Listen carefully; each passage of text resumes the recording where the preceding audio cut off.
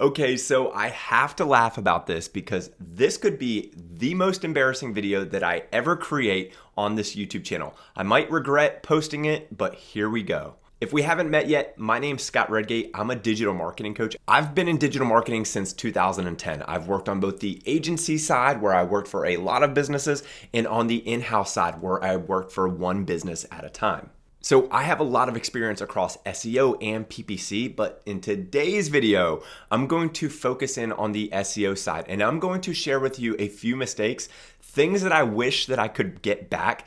Thankfully, these mistakes happened early on in my career, but I'm going to share these stories with you so that first off, you can know that I'm not perfect. And then second off, to give you permission to try things, to learn, to grow, to get better. When I started my career, I think I had this false illusion that everything would be up and to the right. Meaning, if you applied best practices, they would pay off every single time. And quite frankly, that's not the case. And so over my career, I've learned a lot. I've met a lot of mentors. I've talked to a lot of people in the industry. I've read books and learned best practices. But there were some times in my career where I learned a piece of information and I tried it and I just did not get the results that I was expecting. And in hindsight, these were really stupid things that I tried, but they left a mark on me. And to be honest, I feel like I'm the digital marketer that I am today because of the mistakes that I made back then. So without further ado, I'm going to share with you 3 stories that go back all the way to 2010 of mistakes that I've made with SEO.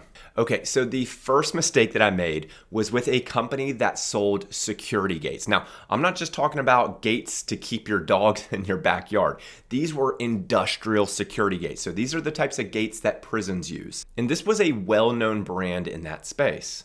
And they had a website, but it wasn't really doing anything for them. And so we went through some of the standard SEO procedure of doing keyword research and a keyword mapping report and creating new pages. But there was something that I did that was so stupid. So during this time, Google was not as smart as it is today. And so you could search for things that meant basically the same thing, and you would get completely different results.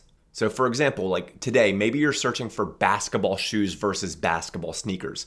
The results should be somewhat similar. But back then, that really wasn't the case. Google's semantic understanding was a lot worse back then. And so during that time, let's say you wanted to optimize for the term basketball sneakers or basketball shoes, you might actually create separate pages on your website with a slightly different theme targeting those 2 search terms. But with this security gate company, I took it to the next level. So one thing that I did was I took the term security gate and security gates plural, and I created separate pages on their website targeting these 2 phrases. And let's just say it did not go as I anticipated. So instead of ranking, let's say, in the top 5 results for the term security gate and security gates, they were ranking on the second page because I had 2 pages on the website that were cannibalizing each other. They were competing for the same topic, the same theme. And so even though Google wasn't as smart as they are today, they were smart enough to pick up on that. You shouldn't have 2 pages on your website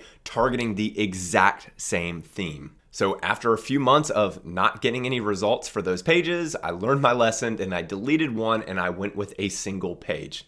And that's where we optimize our efforts and put our attention to.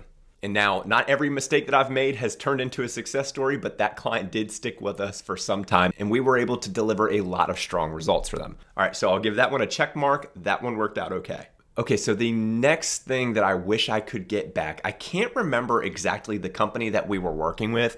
I think it might have been in the e-commerce space and they were selling phone systems for offices or something like that. But this website had a lot of junk on it, a lot of pages that weren't getting results. The overall website architecture and navigation was super messy, and they just had a lot of stuff that was appearing in Google that shouldn't. And so an example of that could be their website internal search results with all these URL parameters and filters and all this stuff applied. It was an absolute hot mess. And so I pinpointed a segment of pages that I just wanted out. I didn't even want Google to crawl them. And so there's a file on your website. It's called the Robots.txt. The Robots.txt is one of the first things that search engines look at. It's a list of commands that tells search engines that you can crawl this section or you can't crawl this section. And so being the eager beaver that I was, I decided, hey, I'm just gonna take this entire section and I'm just gonna block it in the robots.txt. Problem solved, right? Well, that didn't go as planned either because I didn't do enough research to see that there were other pages that contained the letters and the words that I was blocking in the robots.txt. So while I was looking to pinpoint a very specific section of pages and block them so that Google couldn't see, I had blocked a lot more pages than I was anticipating. Pages that actually drove results and they were getting traffic for. And so as I started to see the organic traffic for this company decline, I learned my lesson and we reverted the changes. And I found another way to remove those pages from Google's index. Now, to be completely honest, I don't know what the end of that story was with that client. I don't know if they stayed with us for a long time or if they canceled that next month. But regardless, lesson learned, and I have a lot more experience and I'm a lot more careful when removing pages from Google's index and even the method that I use when I need to do that. Okay, so the third and final story that I'll share with you all dealt with a furniture company in the e-commerce space. And so during this time, there were a lot of updates from Google on how page speed can impact your overall website's performance. And so I had a friend in the industry recommend a completely out of left field strategy to capitalize on these updates. And so here's what that strategy was. Instead of creating pages in the existing website architecture, so meaning you're navigating through a website and it's the pages, whether it's the category pages, the product pages, or the resource center pages, whatever, in order to get a page speed boost, you should create a super simple HTML page that has no bells and whistles, no images, nothing, just a block of text, and you should use that as the page for your SEO efforts. So let's take a step back.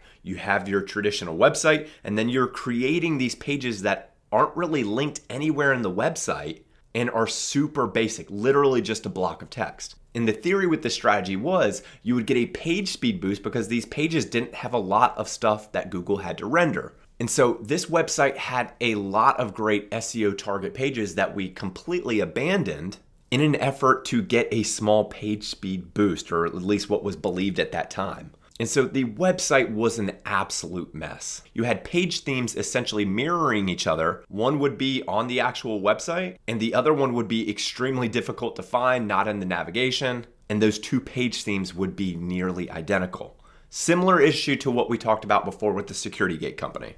But as you can imagine, we confused Google, we confused our customers who were browsing those pages, and it just did not work at all. So what ended up happening was we deleted these new SEO pages and redirected them to their appropriate page on the website, the pages where you could actually buy stuff. Now, I can say with that client, the business owner really appreciated that we were trying new things and trying to improve his business, so they did stick with us for some time. But when I look back at that strategy, I think, Scott, what were you doing? But I'm thankful for the experiences that I've gotten over the years. All right, so in summary, the three mistakes that I made with the security gate company, I created singular and plural versions of a page. There was one business where I blocked an entire section of the website in the robots.txt file. And the final example that we went over was with a furniture company where we created SEO-friendly pages that had no bells and whistles, no images. I don't even think that you could buy products from these pages, because we thought that those pages would be able to rank higher because they would get some type of Google speed boost. So friends, as you can see, I'm not perfect. I've made a ton of mistakes over the years. And so I'd be curious, in the comments below, share with me your favorite SEO mistake that you've made in your career. And I've got to tie this to a positive. I will say that these mistakes have made me a better digital marketer. And I've been able to drive some really great results for the businesses that I work with and the businesses that I coach, partly because I've learned so much throughout my career. Well, friends, I hope this video was amusing. I hope it was helpful. Until we meet next time.